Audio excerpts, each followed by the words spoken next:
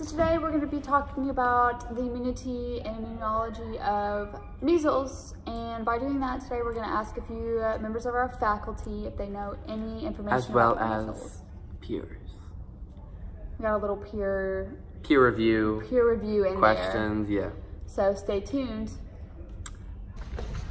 Wait, look around the corner. Hey, they came to the bathroom.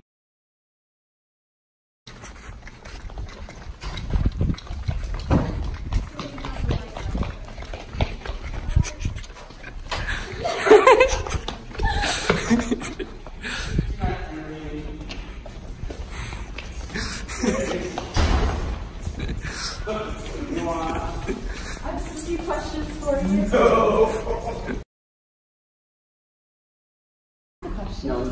It's just one question. What is the basic background on measles? Thank you, ladies and gentlemen. So to answer your question, Coach Hess, as to what is the basic backgrounds and information about measles, here we go. So measles was first described in the 19th century by an Arab physician who identified the disease as being different from smallpox. Measles, also known as rubiola, Interesting. is one of the most contagious infectious diseases with 90% secondary infection rate in susceptible domestic contacts.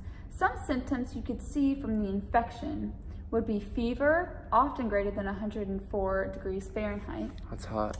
Yes. A cough, runny nose, and inflamed eyes. And you will also notice a red rash, which typically begins 3 to 5 days after the start of symptoms. Hello, Michelle. Wait, I'm sorry, I called you Michelle. Do you know the immune cell types for measles and how they affect it? no. Okay. This one is B, and we asked this one to Miss Tripp. Okay, Miss Tripp, the answer is measles easily affects the protectors of the immune system. Macrophages patrol and respond to problems, and dendritic cells serve as a checkpoint for cells passing through the immune system. Interesting. After passing these, measles infects the adaptive cells, B and T cells, which go throughout the body, dispersing the virus into the blood. There's your answer for you, Miss Tripp. You just passed Kasaja's room, okay? Are you ready? Gotta get camera ready. Okay, give us an update. What's about to happen? See, there's my friend Hope right there. Okay, here What's we about to go. happen? Okay, here we go. Here we go. Okay. Here we go. Wait, so you okay? I told her all the time. I'm like, I'm amazed. Hello, like, how are you doing, Sarah? Where are you going with this? Where are you going with this? Is the measles an innate or an adaptive response? No, I am not sure. You heard it right here, folks. She's not sure. This one I asked to Miss Sycon, and it's about the innate or adaptive responses.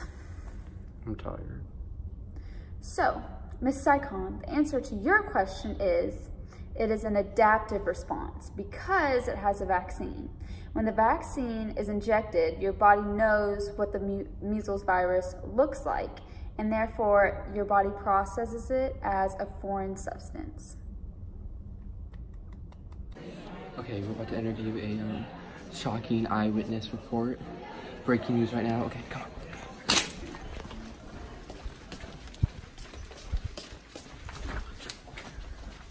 Hello, Lindsay.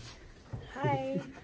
Are there any special immune-related substances that affect measles? What are you carrying? You didn't answer the question. Are there what? Special immune related? I don't know. Okay, thank you. Commentary. Give us an update. Give us an update on how that was. She didn't answer the question. I'm a little upset, a little mad. It's okay, we're just gonna move on. Okay, so I asked Miss Tuvel, hey Miss Tuvel, shout out to you. Are there any special immune-related substances that affect your topic? And to be honest, there is. Interferons are like warning cells, and so when an interferon gets infected, it like tells all the cells around it, like, watch out, like it's coming, like calm before the storm type of stuff. Yeah. And so that's like a special circumstance, because interferons just like let the other cells know that like Know what's going on. like know what's measles is happening. coming, so you better like protect yourself. Yeah. All troops together because measles is coming. We can only win this battle if we fight together. Oh my gosh, what is this? Do you have any idea of the relationship of the lymphatics to measles? The lymphatics to the measles? I don't know of that relationship. Sorry. That's okay, I don't either, so it's fine. Okay. So, Mr. Hatley, to Also answer your known as question, Randy. Also known as Randy. To answer your question about the relationship of the lymphatics to measles, the answer to that would be the infected B and C cells migrate throughout the body, releasing virus particles into the blood. The spleen, lymph nodes, liver, thymus, skin, and lungs will be affected by this virus. Do any of you guys know anything about measles? It's a disease. Bad. I know nothing. Joel has it. I don't know. Joel has it.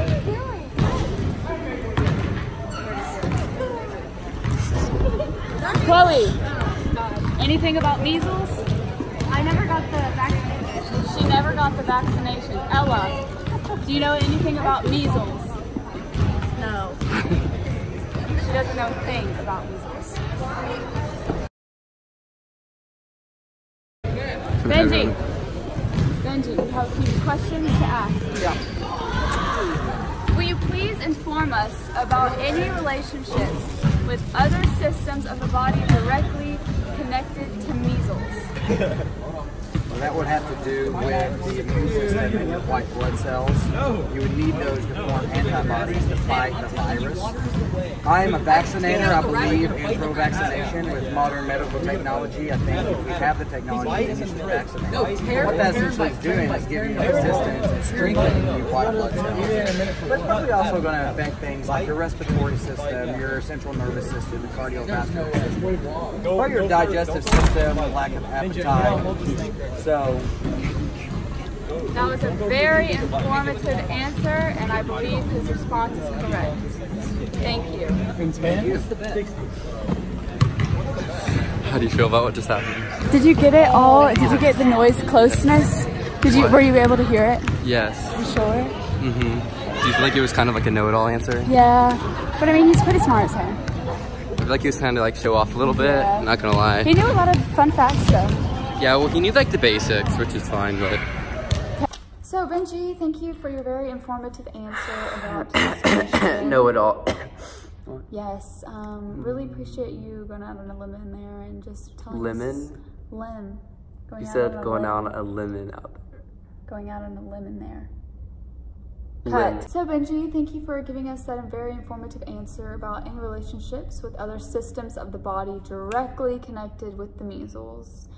And I'm here today to give you the correct answer to maybe add some facts into your response. So, some systems that we have that are affected by measles are the circulatory system and the immune system and the respiratory system. The way it affects the respiratory system is the virus first comes in contact with the host's lung tissue, so then it disperses throughout the body from there. This virus spreads through the blood, therefore contaminating it, so that's how it affects the circulatory system. And it weakens your immune system by infecting the immune cells called macrophages, and which sends, as Eric talks about, which sends an early defense warning to your body to let it know that measles is on its way to come and infect you. Hello, Taylor. I have a question for you. What? Will you enlighten me on the specifics of how measles affect homeostasis in general? I have no idea. I don't think that. I don't know either, and I do take that class. Thank you. Homeostasis in the does body. measles affect homeostasis in the body? Let's get on to that. Measles affects homeostasis in this way. The virus typically first comes in contact with a host lung tissue, where it infects immune cells called macrophages and dendritic cells, which serve as an early defense and warning system. From there, the infected cells migrate to the lymph nodes, where they transfer the virus to B and T cells. I know. Both cells. A surface protein on these white blood cells, known as CD150, serves as the virus's point of entry. During this critical step. The infected B and T cells then migrate throughout the body, releasing virus particles into the blood. The spleen, lymph nodes, liver, thymus, skin, and lungs are eventual destinations for the virus. In rare circumstances, the virus can cross the blood barrier and cause dangerous swelling to the brain. Infection of lung cells causes a hacking cough that keeps the virus circulating in population.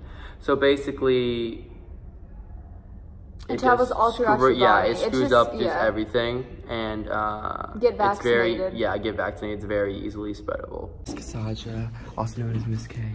I'm a little nervous because she is the anatomy teacher. It is what this project is about, so it's a little nerve-wracking, but I think I'm ready. Here we go. Wait, is she in there? Okay, come on. Oh no. Hi. Do you know about any solutions or treatments for measles? Solutions or treatments? Solution would be a vaccine. But what if you haven't been vaccinated? Well, then you might get sick. But how would you, do you know how you would cure that if you did it worse? I don't think there's much of a cure except symptom management, Eric. Goodbye. Okay. Thank you. You heard it right here from Miss Kasaja, our anatomy teacher. Thank you. Okay, I'm not gonna lie, that was really nerve-wracking, a little scared from what just happened, but we just gotta move on and finish the report. So, back to you in the studio. So now we're gonna be talking about treatments, which he asked Miss Kasaja, the Miss K. anatomy queen. So here we go. Sorry, I just Okay. Okay. So, I don't know if you know this, but you can actually get vaccinated after you contract measles. So people that are non-immune to measles because they haven't got the vaccination, if they're within 72 hours of contracting measles, then they can get the vaccination, and it's supposed to stop the disease from occurring, but if it doesn't, it's just usually weaker symptoms, and it doesn't last. Yeah, it doesn't last as long. So, is there anyone that shouldn't get this shot, any age range or any particular person? Actually, yes. Pregnant women and infants with weakened immune systems who are exposed to the virus, instead of doing that, they may receive an injection of proteins or antibodies called immune serum globin, and when it's given within 6 days of exposure to the virus, these antibodies can prevent measles or make the symptoms less severe. Wow.